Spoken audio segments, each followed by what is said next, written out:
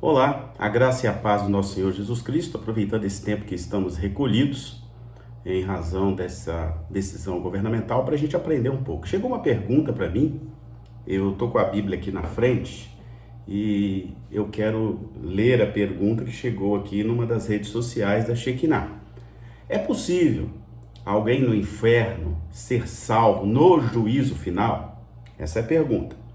Então vamos lá. A resposta é um sonoro não. O inferno não é destino final. Lá é um lugar de espera, um lugar intermediário ainda, tal qual é o paraíso. Lembra que Jesus disse para o ladrão na cruz, Hoje mesmo estarás comigo no paraíso? Quer dizer, um ladrão acaba inaugurando o paraíso.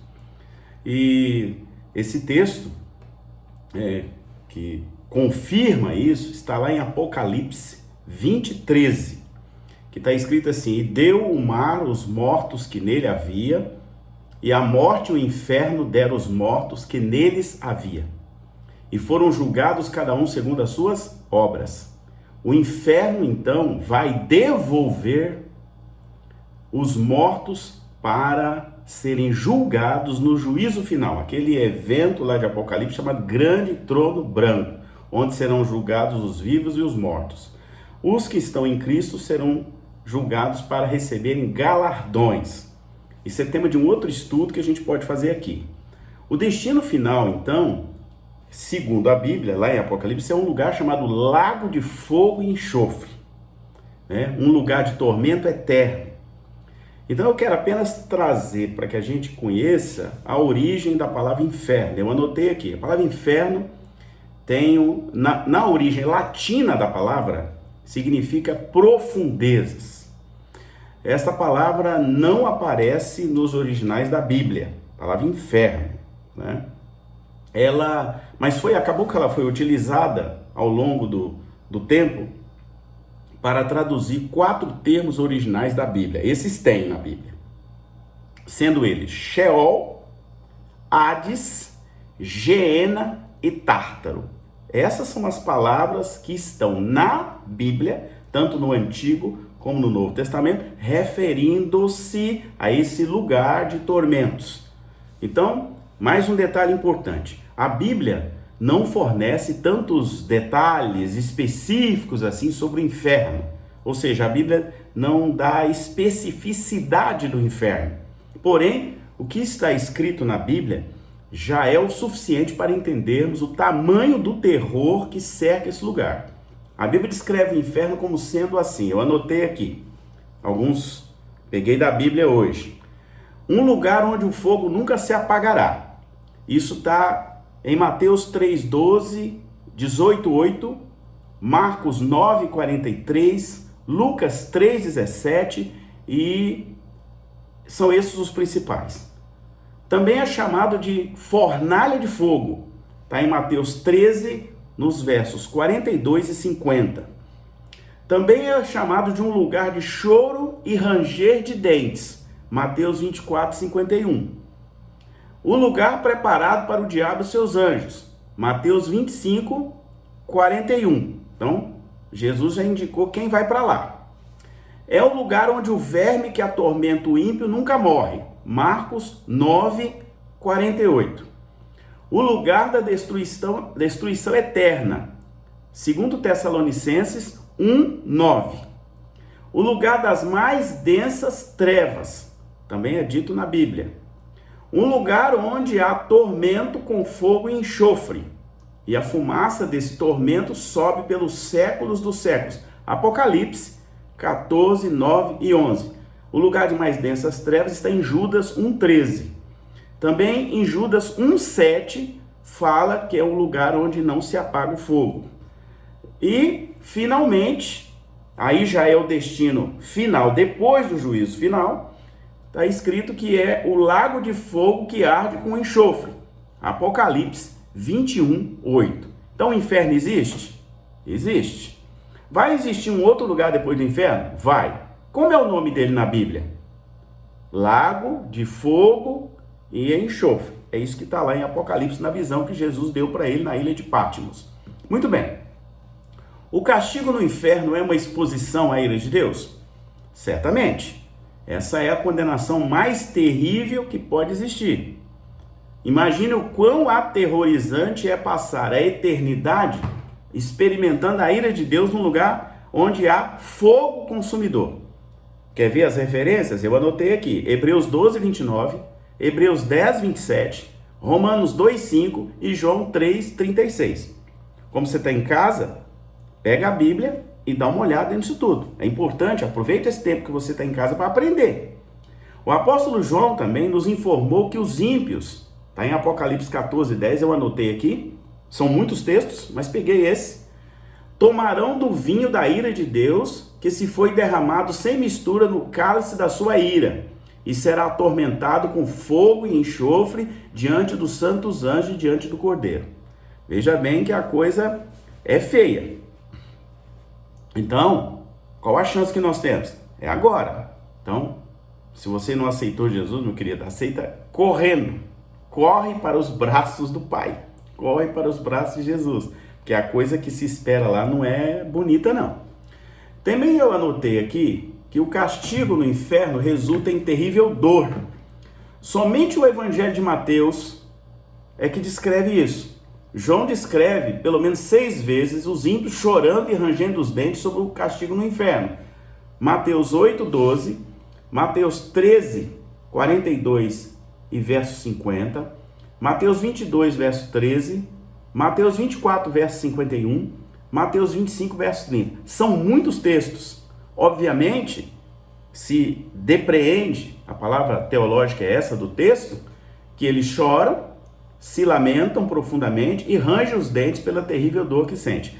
Aquele episódio que o próprio Jesus conta do Lázaro e o homem rico, vocês lembram que ele disse o quê? Quem está lá não passa para cá, quem está daqui não passa para lá. E aquele homem pede eu vou repetir, uma gota de água de Lázaro, para que ele possa se aliviar daqueles tormentos. Presta bem atenção, uma gotinha, e Jesus disse, não é possível. Quem está aqui não passa para lá, quem está lá não passa para cá. Então, a gente precisa ter consciência dessas coisas, porque tem algumas doutrinas aí que dizem que inferno não existe, que o diabo não existe, que demônio não existe, né? Há outras doutrinas que dizem que Deus é amor, que não se pode entender um Deus que diz que é amor ser irado, mandar alguém para o inferno. Cuidado, não caia nessas bobagens, tá? Isso é bobagem de quem não tem profundidade com Deus, né? Deus é justiça, então ele te dá todas as oportunidades para você chegar a ele. Igual o caso, eu pequei.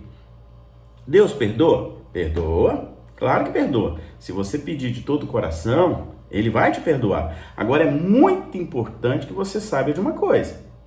As consequências você vai receber sim. Então não venha chorar depois, dizendo assim, ai meu Deus, eu estou passando por isso, estou passando por aquilo, eu estou doente, ou eu perdi isso, perdi aquilo. São consequências do seu pecado. Se você tiver, né, digamos assim, a sorte, né, de Jesus não voltar antes de você pedir perdão desses pecados, amém. Mas se ele eventualmente voltar antes, aí, meu querido, não tem uma boa notícia para te dar, não, tá? A Bíblia é muito cara. Por isso que eu estou hoje respondendo a pergunta da pessoa que nos acionou nas mídias sociais para dizer que inferno é uma realidade. Eu quero dizer aqui também uma outra coisa, tá? O castigo do inferno é consciente. Nossos corpos atuais, geralmente, quando submetidos a uma situação de dor e trauma, né, acabam apagando ou desmaiando. Eu já vi muita gente desmaiar de dor. A dor é tão forte que ela desmaia. Porém, isso não vai ocorrer no inferno. Durante o estado intermediário, de novo eu explico, né? O inferno é um estado intermediário porque depois do juízo final, as pessoas, os ímpios, irão para o lago de fogo e enxofre. Então isso é muito importante a gente saber. Então, o inferno também não é lugar de disciplina, não. Já está definida a situação, tá? Então, durante esse estado intermediário, por isso que eu expliquei anteriormente, Os mortos que aguardam a ressurreição, isso está aqui em Lucas 16, 19 a 31, aguardam a ressurreição dos corpos que vai acontecer depois. Todos os corpos, eu já expliquei, tanto os bons quanto os maus, né? Deus vai fazer aquele julgamento final, são afligidos, principalmente os ímpios, terrivelmente em suas almas, estando eles absolutamente conscientes. Então não pensa que você está lá no estado de hibernação, que você não está consciente, não. Vou lembrar, o próprio Jesus ensinou isso. Lembra lá do Lázaro e do rico? O rico viu Lázaro, percebeu Lázaro e ainda falou assim, volta lá e avisa os meus. Não tem mais como, né? Não tem, porque não tem como o morto mandar um recado cá para o vivo. Ele já está morto, querido. Tá? Então isso também quebra no meio essa doutrina de espiritismo, que é uma doutrina completamente fora do contexto da palavra, porque já imaginou se Jesus tivesse ficar morrendo e ressuscitando, morrendo, ressuscitando, morrendo, ressuscitando, para atender esses requisitos de eu vou, depois eu volto para cá, eu vou de novo para lá, depois eu volto para cá. Isso, até por uma questão de inteligência, isso é impossível, né? Basta usar um pouco da inteligência humana mesmo. Bom, o apóstolo João nos informou que os ímpios, está em Apocalipse 14, 10, tomarão do vinho da ira de Deus, que foi derramado sem mistura no cálice da sua ira, e será atormentado com fogo e enxofre diante dos santos anjos e diante do Cordeiro. Apocalipse 14, 10. Em Apocalipse 20, 14 e 15, está escrito assim, a morte e o inferno foram lançados no lago de fogo. Esta é a segunda morte. E aquele que não foi achado, escrito no livro da vida, foi lançado no lago de fogo. Essa é a segunda morte e a definitiva. Então já imaginou? Você morre no corpo, depois você morre na alma e depois você morre de novo nesse dia do julgamento final? Tem que pensar nessas coisas, precisa ser inteligente também. A fé é racional. A fé é uma oportunidade racional. Você precisa raciocinar nas coisas e saber de que não tem jeito. Eu não vou acreditar no inferno, que parece um conto de fadas. Não, o inferno é real. Jesus falou dele. Toda palavra que Jesus disse é autorizativa, ela é a final. Então, deu a definitiva situação. Então, Jesus, nesse ponto, ele deu a situação como definitiva. Também eu quero aproveitar para finalizar, para dizer de que essa doutrina de purgatório, né, que diz assim, aqueles que morrem na graça e na amizade de Deus, mas imperfeitamente purificados, estão certos da sua salvação eterna, todavia sofrem uma purificação após a morte, a fim de obter a santidade necessária para entrar na alegria do céu. A Igreja Católica Apostólica Romana chama isso de purgatório, chama esse lugar para uma purificação final dos eleitos, purificação essa que é totalmente diversa da punição dos condenados.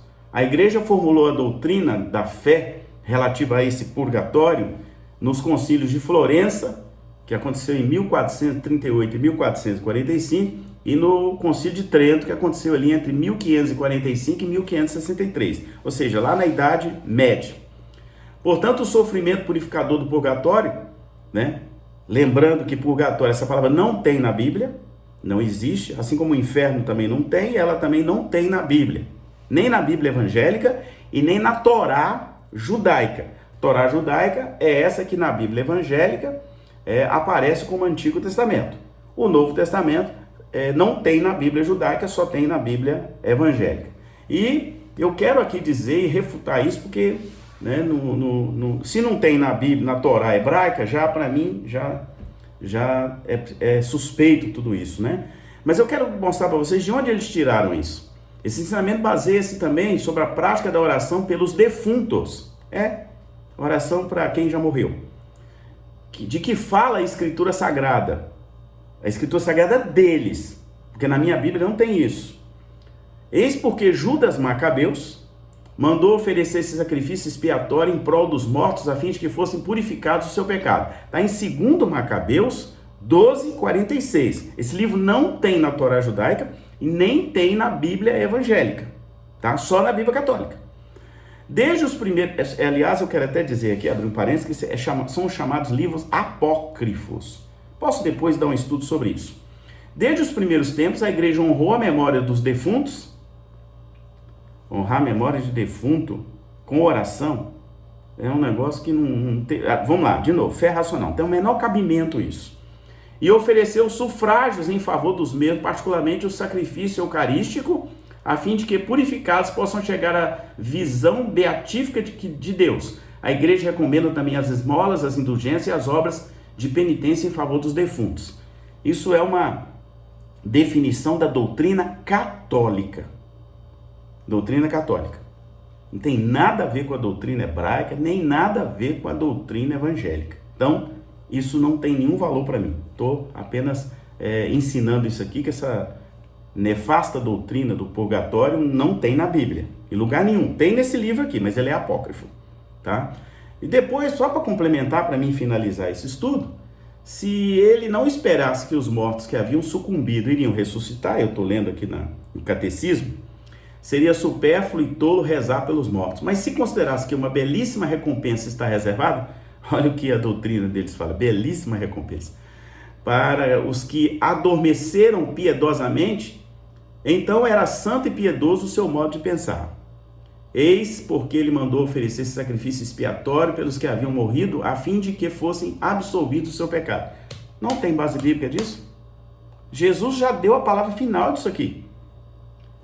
Senão ele vai ter que, a doutrina católica vai ter que ir lá naquele texto de Lázaro e o rico e consertar as palavras de Jesus.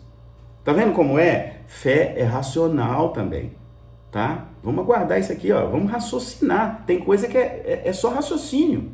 Não precisa nem ter muito conhecimento bíblico, é uma questão de raciocínio.